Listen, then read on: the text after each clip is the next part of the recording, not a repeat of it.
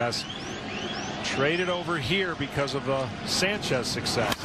Here's a ground ball right side, could do it. The Houston Astros are world champions for the first time in franchise history.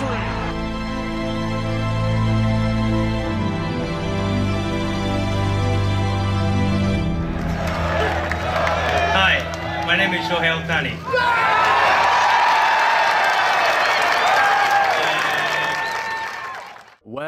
Well, baseball is finally here again. The past couple months have been long, to say the least, but it didn't come without some excitement. We have seen some major trades go down, as well as some signings that have really pushed certain teams over the top. Today, we're going to take a step back and recap the offseason, just so we can all have an idea as to what the 2018 Major League Baseball season might look like. I think we can all agree that Shohei Ohtani dominated baseball headlines throughout the MLB offseason. Sure, you might say Stanton to the Yankees is a bigger deal, but we'll get into that a little later. At 21 years old and playing overseas in Japan, Ohtani had an impressive 10-4 record to go along with a 1.86 ERA and 174 strikeouts in just 140 innings. Oh, and let's not forget that he hit 22 bombs while hitting a measly 322. Now, don't get me wrong, I get that playing in Japan is not the same as Major League Baseball, but I think that age will help Ohtani out a ton. He is currently 22 years old, making it possible for him to adjust without having to worry about breaking down due to maturity. So what are your predictions? Will Ohtani make a run at Rookie of the Year, or will he need a few years to adjust before he really begins to make an impact? Let me know down in the comment section down below.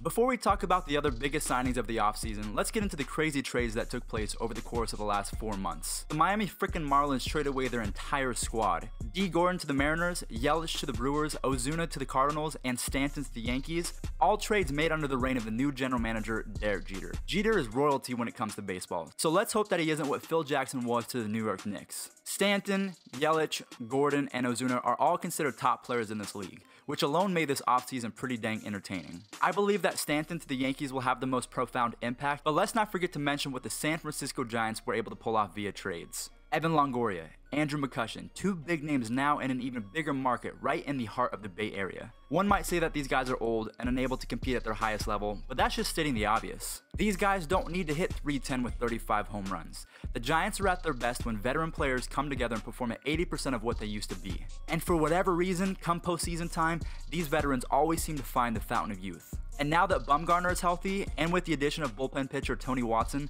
the Giants could be a big issue going into the 2018 season. I think that pretty much wraps up the most important trades, so let's jump straight into the biggest offseason signings this year, or really, lack thereof. Obviously, Shohei was the prize of the offseason. However, in my opinion, I don't think he was the best player on the market. JD Martinez looks downright scary in the same lineup as Mookie Betts, Andrew Benintendi, and the soon-to-be great Rafael Devers. Look for Martinez to make a massive splash for a team that finished dead last in home runs last year. Yu Darvish to the Cubs makes things a little bit interesting, as the Brewers have beefed up their squad with the trade for Yelich and the signing of Lorenzo Cain.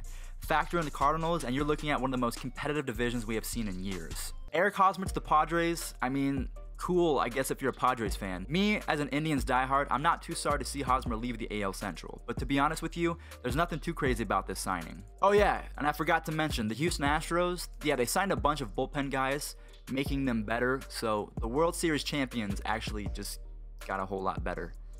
Great. Something else we need to address is the lack of signings and how long it's taken for players to sign with their new clubs.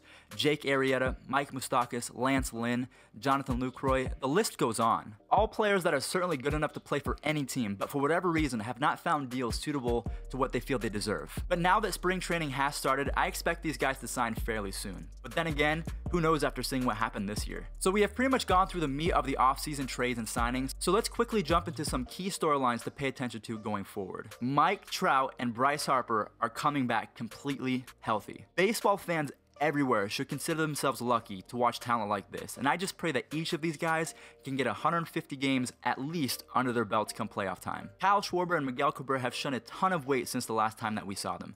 2017 is now an overthought, and these two are looking to strike fear once again in the minds of all opposing pitchers. Will Michael Brantley return to his MVP form? Can Danny Salazar keep his ERA under 3.5? If these two factors play out in their favor, watch out for the Cleveland Indians to make a serious push to hopefully not choke for the 3rd season in a row. Last but not least, Tim Lincecum, Mr. Timmy, is attempting a comeback. No, he won't garner much attention, but it's the thought that counts. right? What do you think about this past offseason? Be sure to leave a comment with your opinions and predictions as to who has the best chance to take this year's chip. If you guys did enjoy the video, make sure that you guys leave a like, subscribe for more, because we have so many more baseball content coming to this channel. I appreciate all of the recent support. I hope you guys have a great rest of your day. We'll see you in the next one. Peace out. And I'm like, whoa, man, my legs so goddamn